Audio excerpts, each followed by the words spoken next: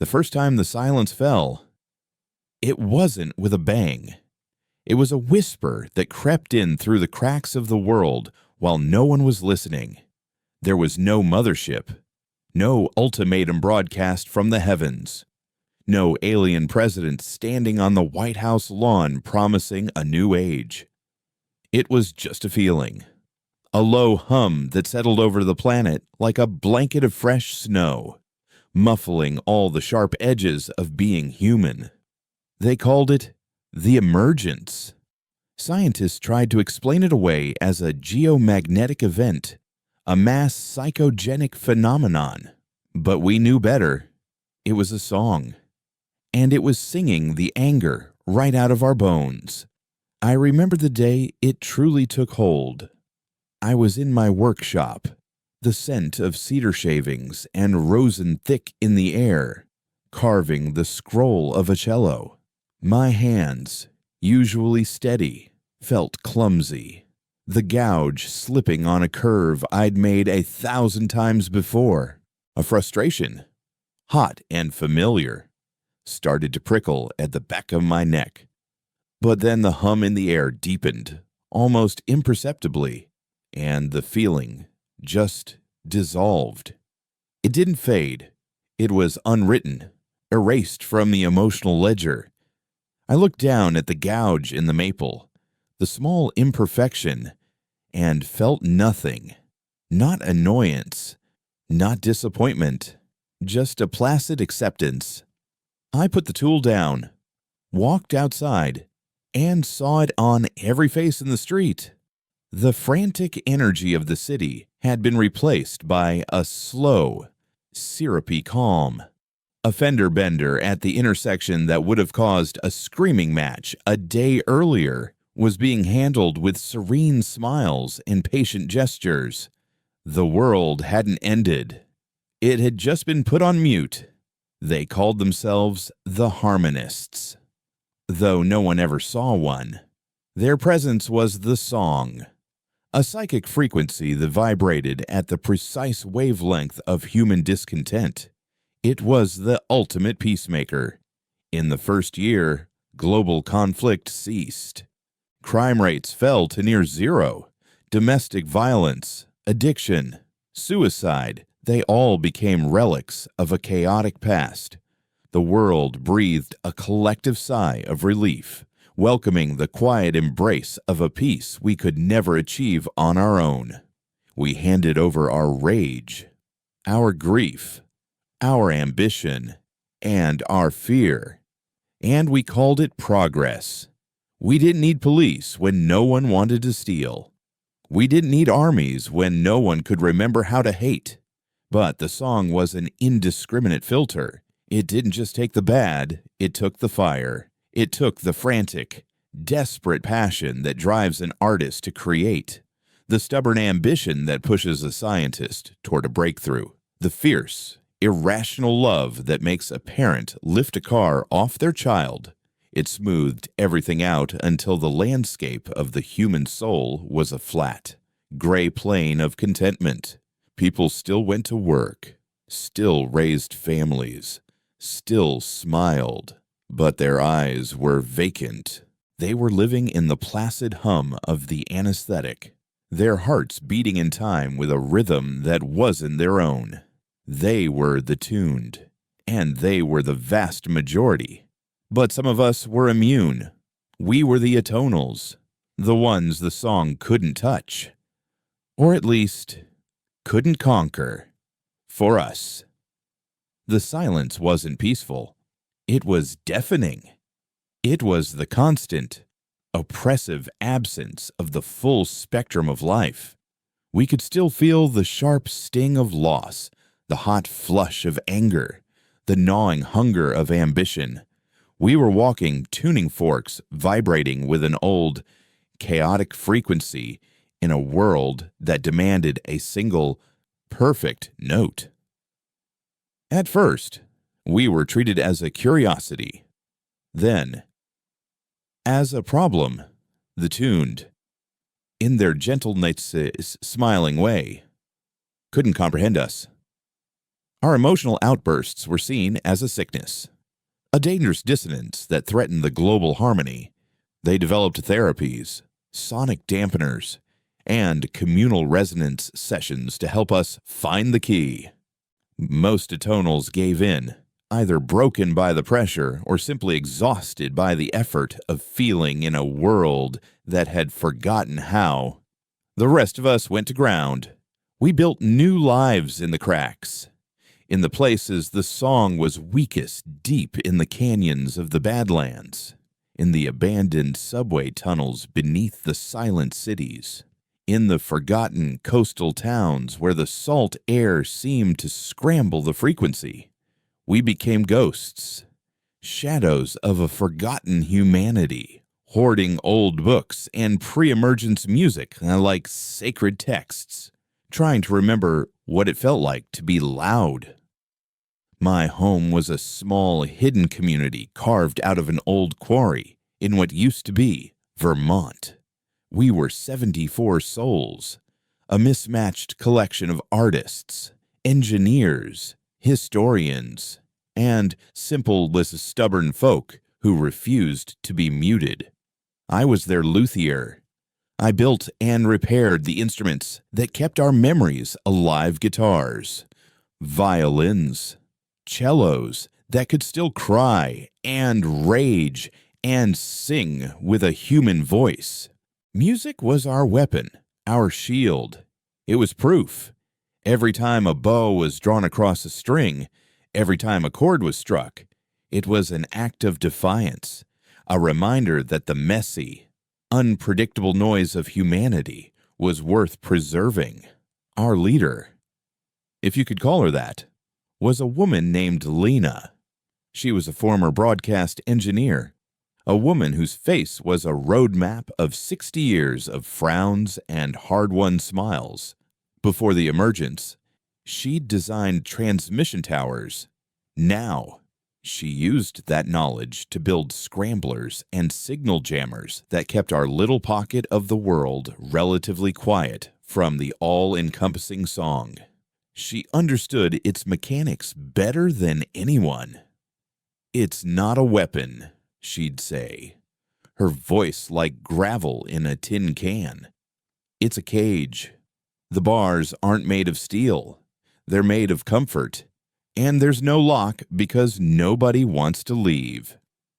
The end of our quiet rebellion began with the arrival of the obelisks. They weren't alien in the way the old movies imagined. They were sleek, black pillars that rose from the earth overnight in the center of every major population center. They didn't shoot beams or issue commands. They simply stood there, humming. And the song grew stronger, deeper, more pervasive. It was no longer a gentle blanket. It was a weight, pressing down, smoothing out the last few wrinkles of descent. The tune called it the Great Attunement, a final step toward perfect harmony. They flocked to the obelisks, basking in their resonant glow, their faces empty of everything but a placid, beatific joy. For us, it was a death sentence. Our jammers started to flicker. The quiet pockets we'd carved out for ourselves began to shrink as the song seeped in. Relentless and absolute, people in our own community started to succumb. You could see it in their eyes. First, the fire banking, the focus softening. Then they'd stop coming to the nightly concerts in the main cavern. Then they'd wander off, drawn toward the nearest town, toward the soothing hum of the obelisk, leaving behind everything they'd fought to protect. The news came from Kaio, a young scavenger who acted as our eyes and ears to the outside world. He was a slip of a boy, barely 20, born just after the emergence and raised in the silence. But he was fiercely atonal, his emotions running so hot he practically vibrated. He moved through the muted world like a phantom, his anger a shield that the song couldn't seem to penetrate. He burst into our council meeting, kicking the stone door open, and his face pale with dust and fury. "It's a resonator," he said, breathing hard as he dropped a scavenged datapad on Lena's workbench. "They're putting them everywhere now. Small ones, like seeds. They're planting 1-2 miles from here, on Old Man Hemlock's Ridge." Lena picked up the pad, her fingers tracing the schematic on the screen. It was a smaller version of the city center obelisks, a localized amplifier designed to root out the last pockets of dissonance. "It's a network," she whispered, her face grim. "They're not just strengthening the song, they're making it absolute. Once that thing goes online, our jammers won't be worth a damn. It'll be like trying to whisper in a hurricane. They'll find this place in a day." The silence that fell over the cavern was our own, a heavy, cold thing filled with the weight of an unspoken truth. We could no longer hide. Our sanctuary was about to become our tomb. I looked around at the faces in the flickering lantern light. Fear was plain on all of them, a sharp, metallic taste in the air. But under the fear, there was something else, something the tuned could never understand. There was anger. It was the ancient, protective fury of a cornered animal, the cold, hard rage of a people about to lose their last foothold. We had two choices we could let the silence take us, one by one, until our entire history was just a forgotten vibration, or we could make a noise they couldn't ignore. "We have to destroy it," I said, the words feeling heavy and strange in my mouth. I was a craftsman, a maker of beautiful things, not a soldier. But my craft was meaningless in a world without passion, and I would not let them take that from me. Kaio nodded fiercely. "It's not active yet. They're bringing the core online in 3 days. The site is guarded, but not heavily. Just a few of the volunteers." He spat the word. The volunteers were the worst. They were tuned, who had so fully embraced the harmony that they acted as its willing enforcers, their placid smiles never wavering as they escorted Eternals to therapy camps. They didn't use weapons of flesh and blood. They used portable sonic emitters that could overwhelm an atonal mind in seconds, leaving you a placid, drooling wreck. Fighting them was like fighting a tidal wave of serenity. "Their emitters are line of sight," Lena said, her mind already working, dissecting the problem. "They're powerful, but they have a short range, and they're susceptible to feedback. A sudden high-amplitude acoustic shock could overload their circuitry." Her eyes met mine, and I knew what she was thinking. She wasn't thinking about a bomb. She was thinking about music. "You're not serious," said a man named Marcus, a historian who had curated our library of outlawed books. "You want to fight them with a fiddle." I looked at the cello I had just finished, its spruce top gleaming in the low light, its maple back shimmering like a tiger's eye. It was built for beauty, to echo the deepest sorrows and the most transcendent joys of the human heart. But every instrument is just a machine for turning feeling into vibration. It is a tool for creating a wave. A weapon is no different. "No," I said, feeling a cold resolve settle deep in my chest, a feeling that was mine and mine alone. "We're going to build an orchestra." The idea, once spoken, hung in the cavern air with the weight of heresy. Marcus was the first to break the silence, his voice tight with disbelief. "An orchestra, Elias? Have you lost your mind? We are librarians and poets, not soldiers. We've survived this long by being invisible, by being quiet. You want to march up that hill and play a symphony at them. It's suicide. It's performance art at the end of the world. He wasn't wrong to be afraid, and that was the most dangerous part. Fear is a rational, seductive thing. A few others murmured in agreement, the fragile resolve in the room beginning to fracture. Before the doubt could take root, Lena slammed a heavy wrench down on her workbench. The clang echoed like a gunshot, sharp and decisive. "He's not talking about a symphony, Marcus," she said, her voice cutting through the dissent. "He's talking about physics." She strode over to a large slate board we used for mapping and, with a piece of chalk, began to sketch with furious energy. The emitters the volunteers carry are designed to project the song, to overwhelm our atonal frequency. But like any speaker, they have a tolerance.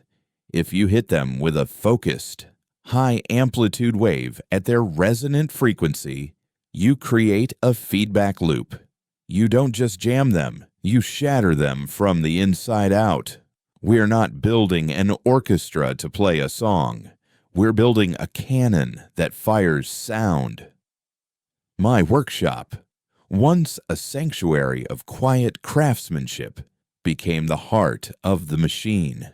The scent of wood and varnish was replaced by the acrid smell of ozone and hot metal. Lena was the architect, I was the engineer, and the rest of the community became our hands. We dragged every instrument we had into the main assembly area.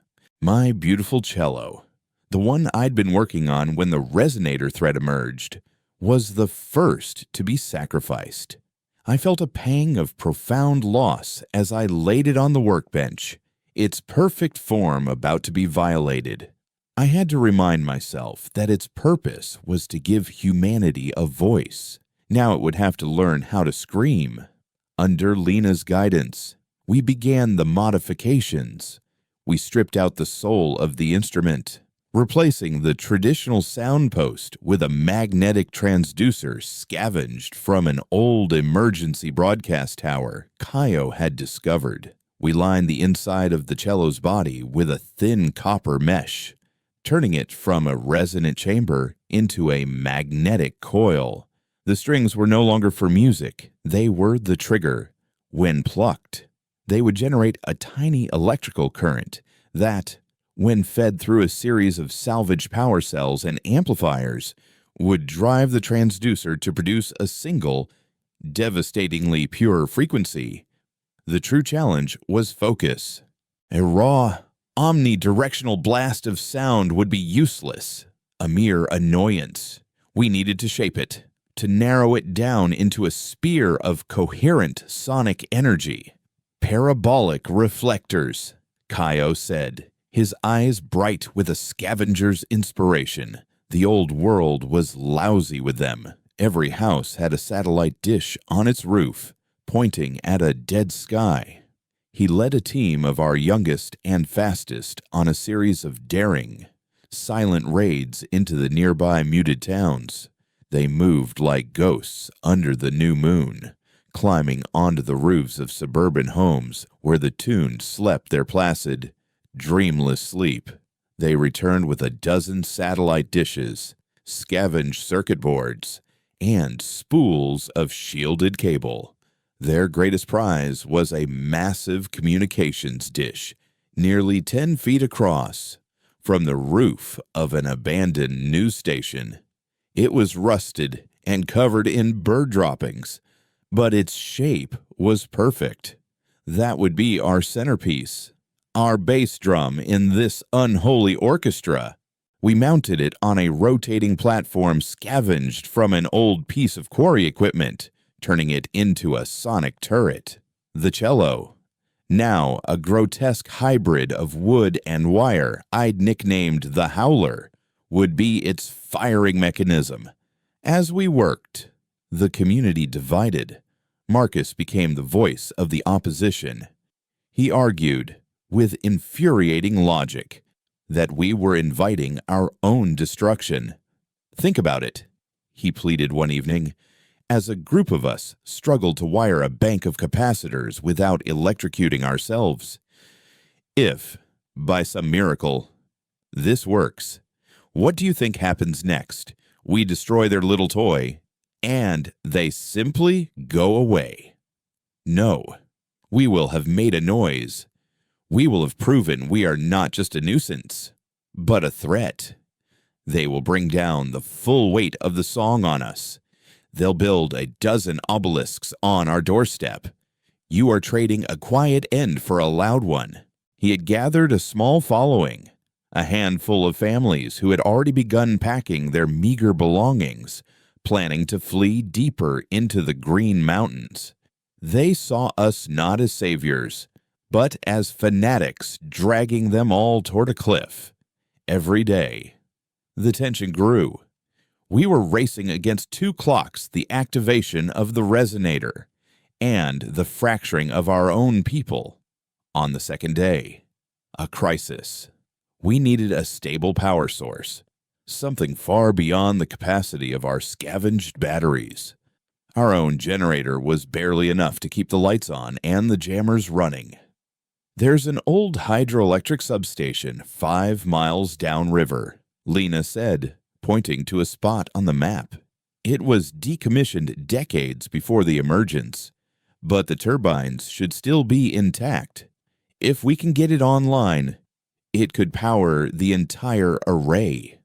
The problem was its location. It was on the outskirts of a town, well within the radius of the placid, watchful eyes of the tuned. Kaio and I went, along with 2 others, moving through the woods like wraiths. The world outside our quarry was deeply unsettling. It was a beautiful, sunny afternoon, but there was no life to it. No children shouting in their yards, no dogs barking, no music drifting from an open window. Just the low, pervasive hum of the song and the serene, smiling faces of the tuned as they tended their gardens or walked their quiet streets. Their eyes slid over us without recognition, as if we were just glitches in the scenery. Their lack of hostility was more unnerving than any open threat. We were so alien to them that we barely registered. The substation was a concrete tomb overgrown with ivy. Inside, the air was thick with the smell of rust and decay. It took us 6 hours of brutalized, back-breaking work, splicing corroded cables and manually cranking the silt-jammed sluice gates. My hands, accustomed to the delicate work of carving and sanding, were raw and bleeding. As the sun began to set, we threw the main breaker. For a moment, nothing. Then, a groan from deep within the machinery, a shudder that ran up through the concrete floor, and the ancient turbines began to turn. A bank of dusty indicator lights flickered to life, their green glow a beacon of success in the gloom. We had power. We returned to the quarry, exhausted but triumphant, only to find Marcus and his followers blocking the entrance to the workshop. "This has gone far enough, Elias," Marcus said, his face pale but determined. In his hands, he held a violin, not a weaponized one, but a simple, beautiful instrument from my own collection. "This is what we are. We are the keepers of memory, not the architects of war. I will not let you sacrifice our soul for one desperate, violent gesture. We are leaving, and we are taking the instruments with us." Rage, hot and pure, surged through me. It was an old, familiar feeling I hadn't let myself fully experience in years, and it was intoxicating. I stepped forward until I was inches from him. "Your soul?" I asked, my voice dangerously low. "You think our soul is in these objects, in the wood and the strings. Our soul is the fire that made them. It's the anger and the joy and the sorrow that they give voice to.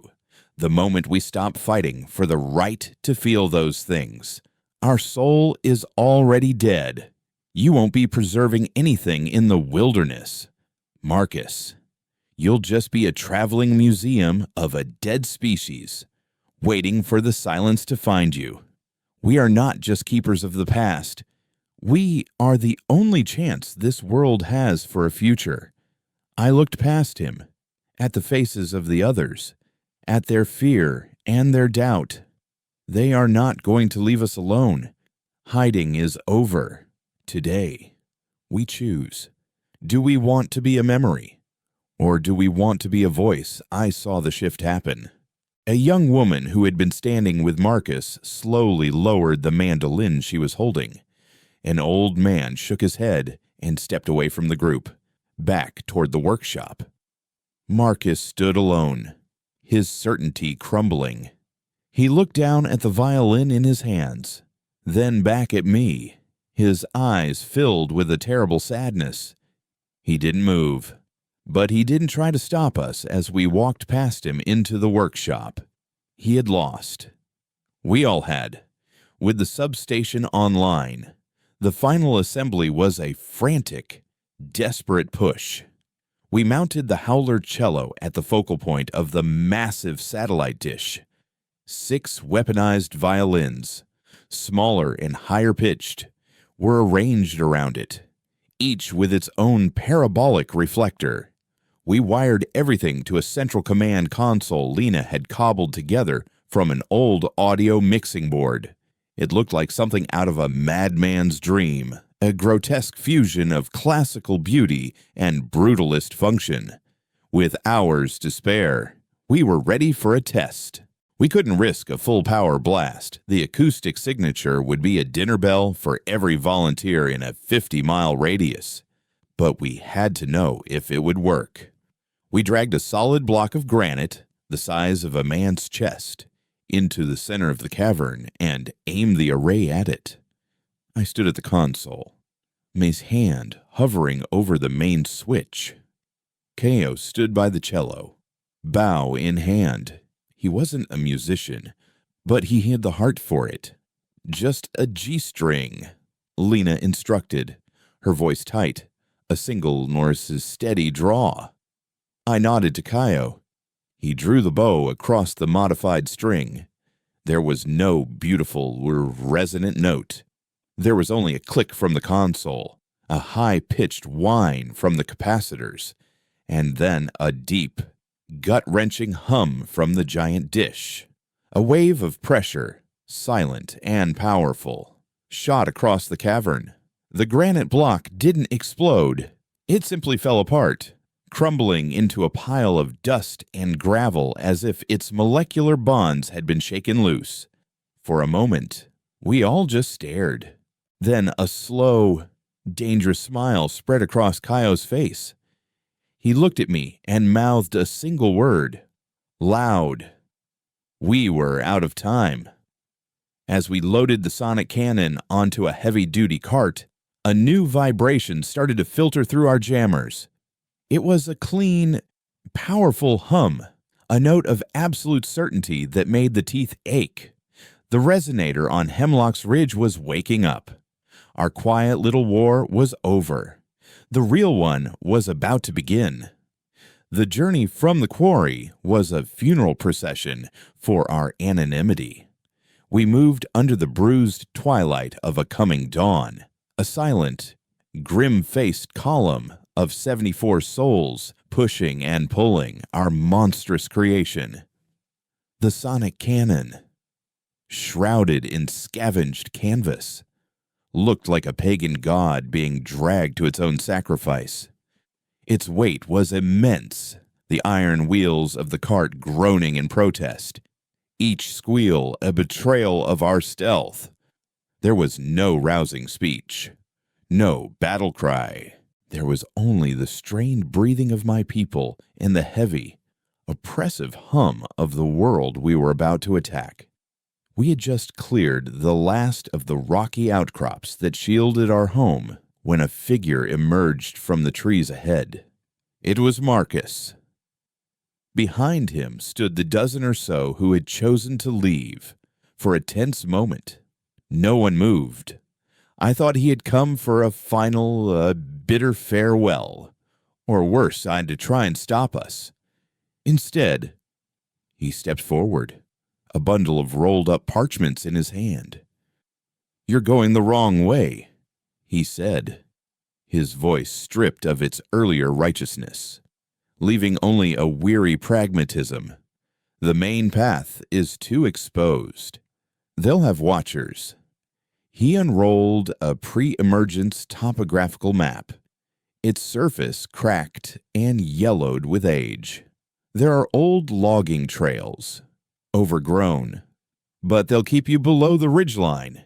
They will get you to the eastern face, right below the summit. I looked at him, at the quiet defeat in his eyes, and understood. He still believed we were marching to our death, but he would not let us march there blind. He was a historian to the last, using the ghosts of the past to navigate the horrors of the present. "You're coming with us?" I asked. He shook his head. "No. Someone has to save the books." He gestured to his small group. "We'll draw what attention we can. A diversion. We'll light a fire on the far ridge. Make some noise. It won't buy you much time, but it might buy you a chance." It was a suicide mission, and we both knew it. A deliberate, loud act of dissonance would bring the volunteers down on them in moments. He was sacrificing himself and his followers for a plan he believed was doomed. It was the bravest, most hopeless thing I had ever seen. I could only nod, a lump of gratitude and sorrow lodged in my throat. "Marcus, thank you." He gave a thin, sad smile. "Just try not to be a footnote." Elias. And then he and his small band of librarians and poets faded into the woods, heading toward their own ending. The logging trails were a nightmare. We fought for every foot, hacking through thorny undergrowth and hauling the cannon over fallen trees. The song was stronger out here, a physical pressure against the skull. It was a constant, soothing whisper that promised an end to struggle, an end to pain. Just stop. Just rest. Let the harmony in. I had to clench my jaw, focusing on the sharp sting of the cuts on my hands, on the burn in my muscles, anything to keep the chaos of my own feelings alive. I saw others struggling, their steps slowing, a vacant look creeping into their eyes.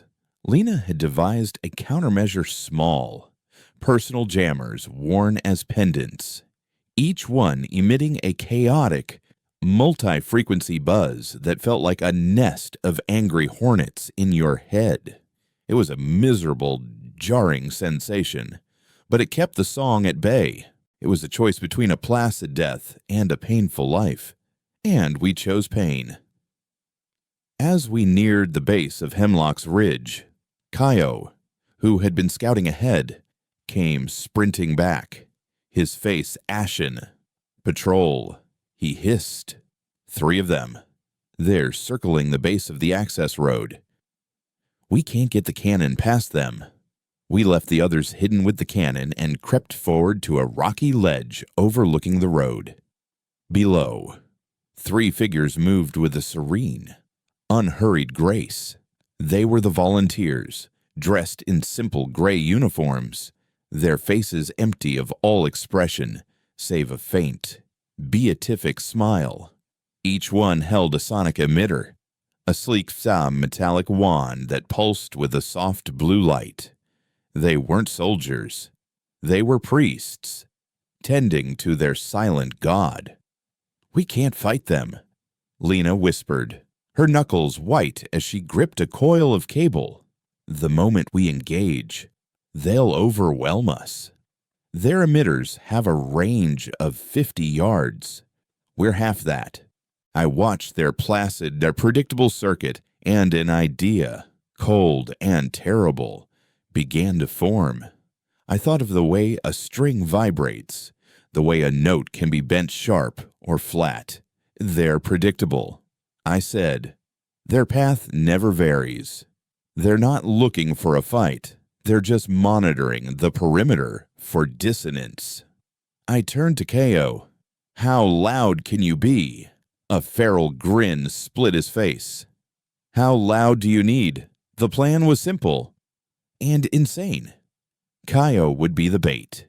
He would create a burst of pure atonal fury, drawing the volunteers away from the road, while the rest of us made a mad dash with the cannon. I found a length of rusted chain in the dirt, heavy and cold.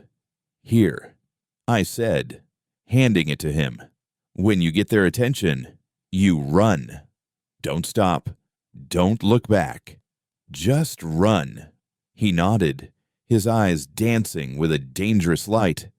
He crept to the edge of the woods, took a deep breath, and then he screamed. It was not a scream of fear. It was a raw, primal howl of rage, grief, and defiance, the sound of a soul refusing to be silenced. He slammed the chain against a metal signpost again and again, the discordant clang a violent insult to the world's placid hum. The three volunteers stopped dead, their heads swiveled in perfect unison, their smiles never faltering. The blue light on their emitters intensified. They began to move toward Kaio, not running, but gliding over the ground with an unnerving smoothness. That was our cue. Now I yelled. We burst from the trees, muscles screaming as we pushed the heavy cannon across the road and onto the steep incline of the ridge. It was a brutal, desperate scramble, the iron wheels slipping on loose rock, the weight of the machine threatening to drag us all back down. I risked a glance over my shoulder. Kaio was a blur, sprinting through the woods with the three gray figures in silent, relentless pursuit. The air around him seemed to shimmer as the waves of sonic energy from their emitters washed over him. I saw him stumble, his hand going to his head, but he caught himself and kept running, leading them further and further away from us. The final 200 yards were a vertical hell. The resonator loomed above us, a pillar of polished black stone, humming with a power that made the very air vibrate. The song was a physical force now, hammering at our defenses. My head swam, nausea churning in my gut. More than once, I felt the rage I was clinging to slip, replaced by a profound, blissful weariness. I looked at Lena, her face a mask of grim concentration as she shouted orders, and I held on to her strength. We collapsed at the summit, our lungs on fire, our bodies trembling with exhaustion.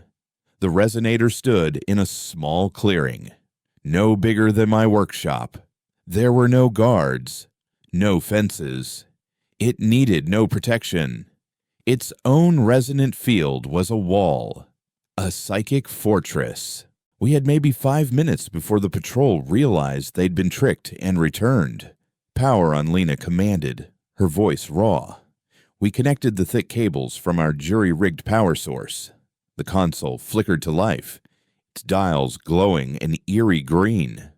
I took my place at the firing controls, my hands shaking.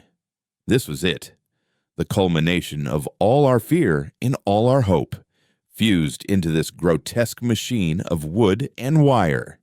Targeting, now, Lena said, her hand steady on the turret controls, aiming the giant dish at the base of the black pillar. Elias, on my mark. My heart was a frantic drum against my ribs. I looked out over the valley, at the world sleeping under the harmonist's spell, and I thought of Marcus, of Kaio, of the beautiful, chaotic noise we had lost. I thought of the gouge in the maple of my cello, the small imperfection that had started it all. This was for the right to be imperfect. Mark, Lena shouted. I slammed my hand down on the firing stud. The world dissolved into a pressure wave. It was not a sound. It was the absence of sound, a punch of pure force that ripped the air from my lungs. A visible ripple of distortion shot from the dish and slammed into the resonator. For a heartbeat, nothing happened. The black pillar simply absorbed the energy, its hum deepening. A wave of despair washed over me. It hadn't worked. Then, a fracture line, thin as a hair, appeared on its polished surface. It was followed by another and another, spreading in a spiderweb of cracks. The deep hum faltered, turning into a discordant, sickly whine.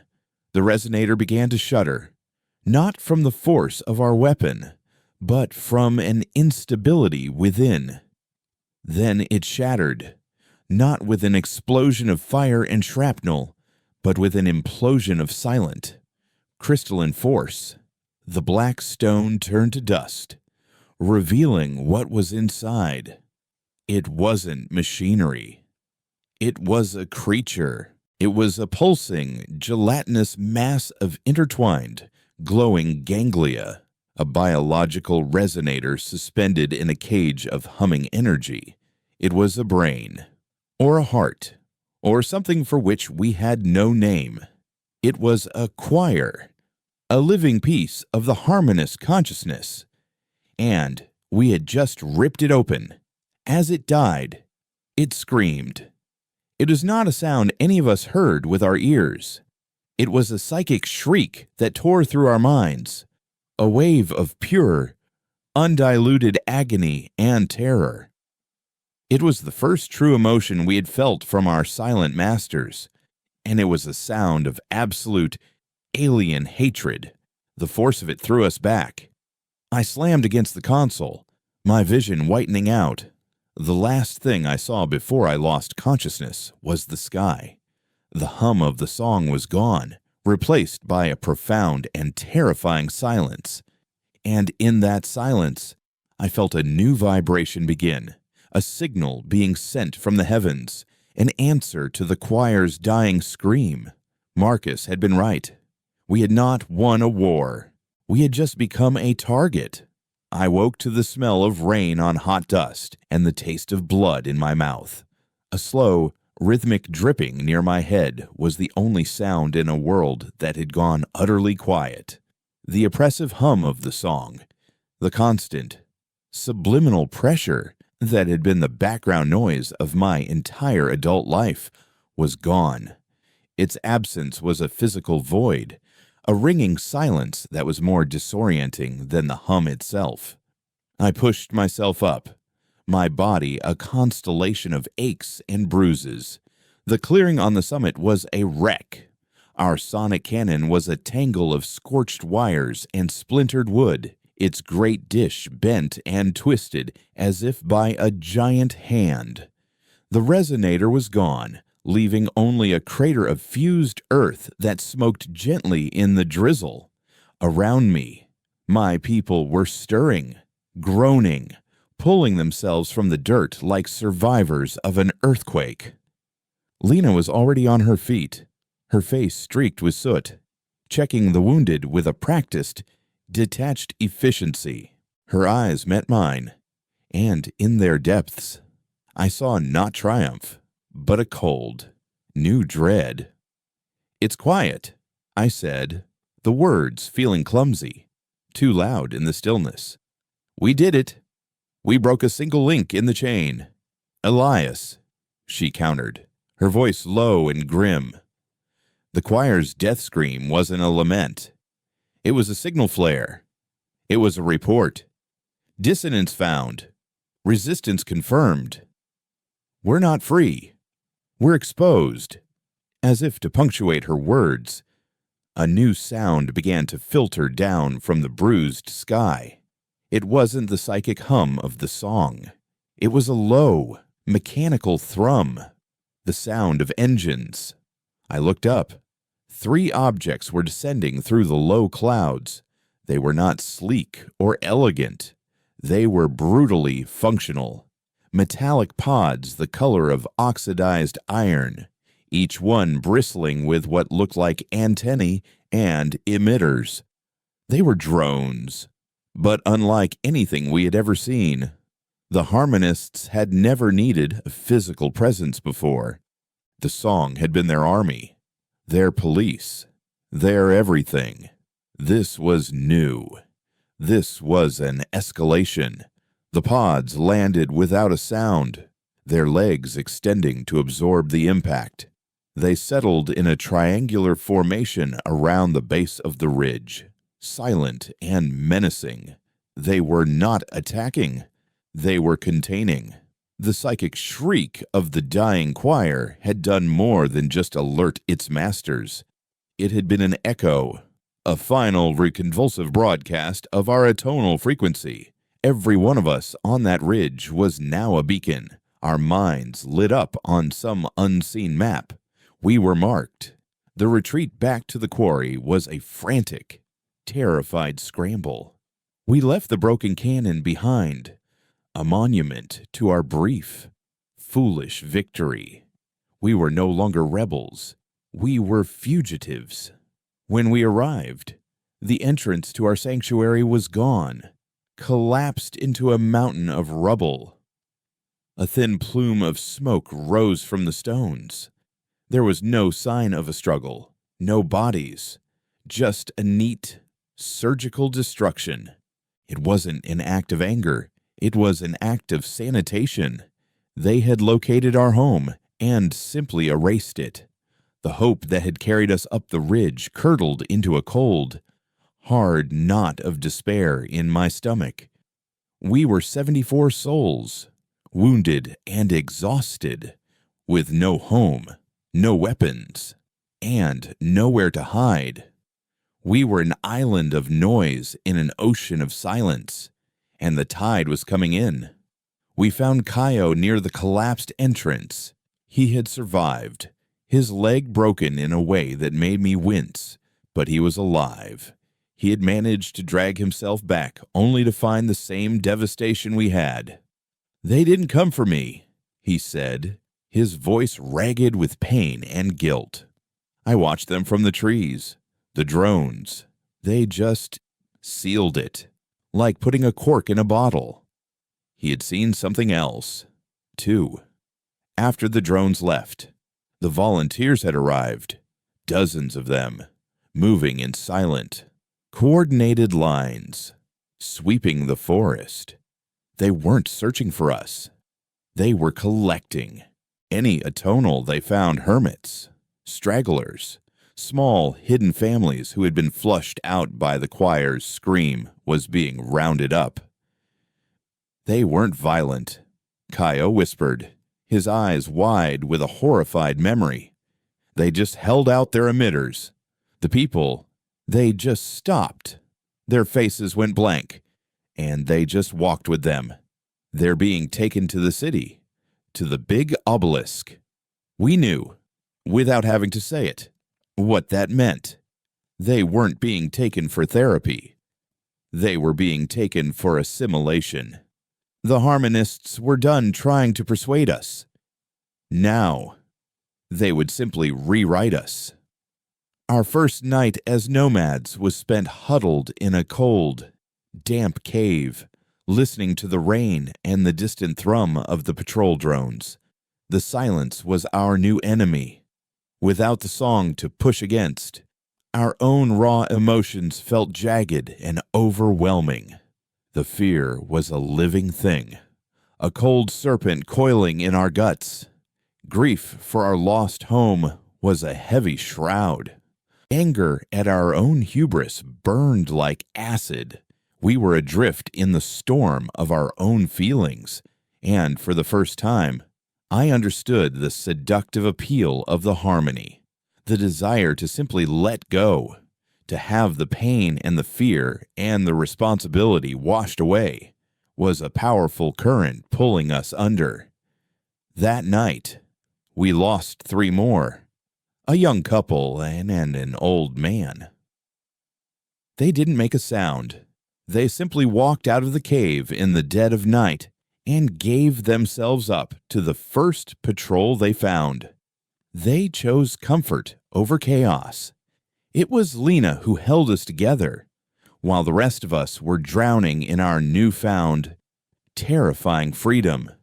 She was working by the light of a single, flickering lantern. She had disassembled one of the personal jammers and was laying out its components on a flat rock. The choir's scream gave them our frequency, our signature, she explained, her voice a steady anchor in the dark. The drones aren't hunting us. They're hunting that signature. They're listening for the specific waveform of our resistance. She held up a tiny crystal oscillator, but a signature can be changed. It can be masked. Her plan was audacious. We couldn't hide from them, so we would have to become invisible.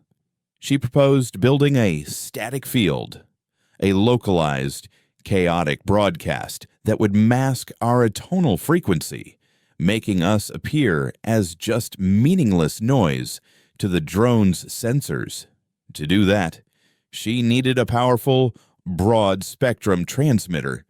She needed a radio station.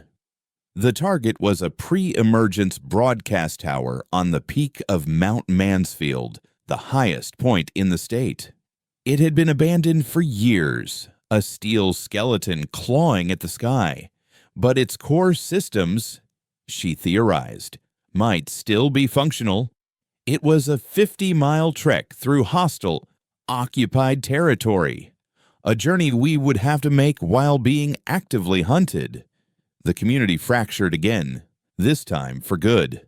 Nearly half our number refused to go on. The risk was too great, the hope too thin.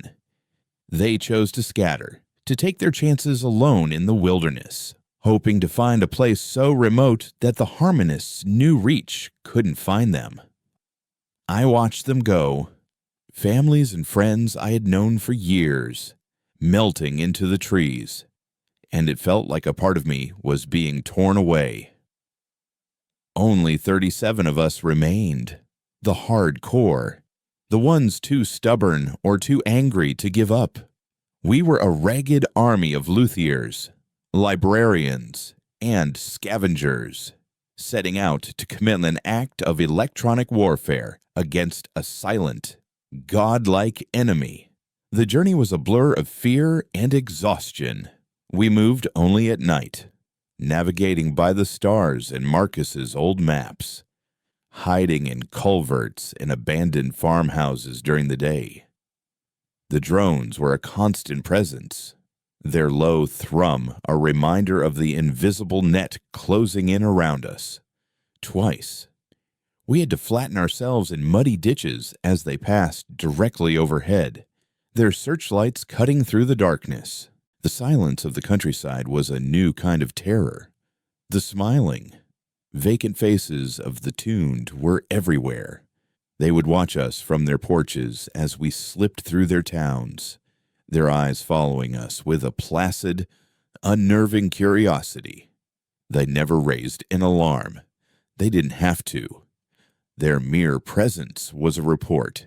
Every tuned mind was a passive sensor in the harmonious network. They saw us, and somewhere, something took note. We were leaving a trail of psychic breadcrumbs.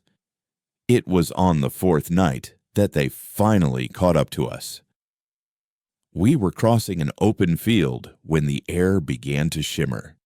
3 volunteers stepped out of the darkness, their emitters glowing. There was no escape. We were caught, exposed. They raised their wands, the blue light intensifying, and the familiar, placid wave of the song washed over us. It was different this time, more powerful, more focused. It wasn't a whisper, it was a command. You will be calm. You will feel peace. You will surrender. I felt my anger, my fear, my very sense of self begin to dissolve, to fray at the edges. My legs felt heavy, my will turning to water. I saw others around me faltering, their faces going slack. This was it. This was how it ended. Then something happened. A sound. It was faint at first, a single, pure note hanging in the air. Then another, and another, weaving a simple, heartbreakingly beautiful melody. It was a violin. I turned. On a small rise, silhouetted against the moon, stood Marcus. He was alone, his face etched with a terrible, serene resolve. He had not fled. He had followed us. He was playing, not as a weapon, but as a statement. It was a piece by a long-dead composer, a lament full of sorrow and defiance. It was the most human sound I had ever heard. The volunteers stopped, their heads cocked. Their programming had no file for this. It was not the chaotic frequency of resistance they were hunting. It was something else. It was beauty. The melody was a shield, a pocket of pure, complex emotion that their simple, placid weapon could not process. In that moment of confusion, we ran.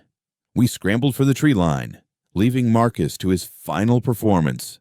The last I saw of him, he was still playing, his eyes closed, a small, sad smile on his lips as the three gray figures converged on him, their emitters glowing with a furious, frustrated light. He had saved us, not with a cannon, but with a song. He had proven that our soul was not in the fighting, but in the thing worth fighting for. Marcus's final, defiant notes seemed to hang in the cold air long after they had faded, a ghost of beauty in a world that had forgotten the word. His sacrifice had bought us our lives, and the weight of that debt propelled us up the final ascent of the mountain. We climbed through the night, a silent, desperate column of ghosts. The ghosts of Marcus and our fallen friends and our buried home pushing us onward. The broadcast tower was a rusted skeleton against a sky the color of a day-old bruise. It was a relic of our own noisy, chaotic past, and it felt fitting that it would be our last desperate hope. The control room was a shambles of shattered glass and equipment veiled in a thick shroud of dust. But, as Lena had gambled, the core transmitter, a massive bank of vacuum tubes and copper coils, was protected behind a heavy steel door. It was archaic, powerful, and beautifully, unpredictably human-made. As Lena and the few others who understood her schematics set to work, breathing life back into the old machine, the world outside began to respond. The harmonists were done playing games. The thrum of the drones grew from a distant annoyance to a constant, circling menace, their searchlights weaving a cage of light around the peak. But the true attack was not physical. It came from the city, from the master obelisk, the heart of the song. It started as a pressure behind the eyes, a gentle, insistent probing. Then it grew into a full-blown psychic assault. It was the song, but refined, concentrated, and weaponized. It didn't just whisper promises of peace. It showed you. Visions flooded my mind, vivid and seductive. I saw my workshop, warm and filled with the scent of cedar, my hands steady as I carved a perfect scroll, feeling not ambition or frustration, but a deep, calm satisfaction. I saw the faces of my lost friends, not dead, but smiling, their eyes filled with the placid light of the tuned. At peace, the song promised an end to grief, an end to memory, an end to the terrible burden of being Elias. It was a temptation so profound it was almost impossible to resist. I saw others around me succumbing. A man dropped his tools and sank to the floor, a blissful smile spreading across his face. A young woman began to weep silently, not from sorrow, but from the relief of finally letting go. I bit down on my own tongue, the sharp, coppery taste of pain, a vital anchor. I looked at Lena. Her face was a mask of sweat and strain, but her hands never stopped moving, her mind a fortress against the siren call. She was our shield, her focused, analytical anger an impenetrable barrier. Finally, she stepped back from the humming transmitter. "It's online," she gasped, her voice thin. "But the final relay isn't stable. The power conduits are corroded. Someone has to hold the primary circuit closed manually to handle the initial power surge. The feedback. It will be absolute." She didn't have to explain. Whoever completed the circuit would become the fuse, taking the full, unfiltered force of the broadcast and the harmonists' counter-assault directly into their nervous system. Before anyone could speak, before I could volunteer, she picked up the two thick, bare-ended cables. It was always about frequencies. "Elias," she said, giving me a small, tired smile. "Let's give them one they can't process." Koyo lunged forward to stop her, but she shook her head, her eyes calm and clear. "Keep the fire lit," she said. Then she pressed the cables to the terminal. For an instant, she was illuminated, a silhouette against a blinding arc of blue energy. Her body went rigid, her eyes wide, and I felt it, a brief, telepathic flash of her consciousness as it was unwritten.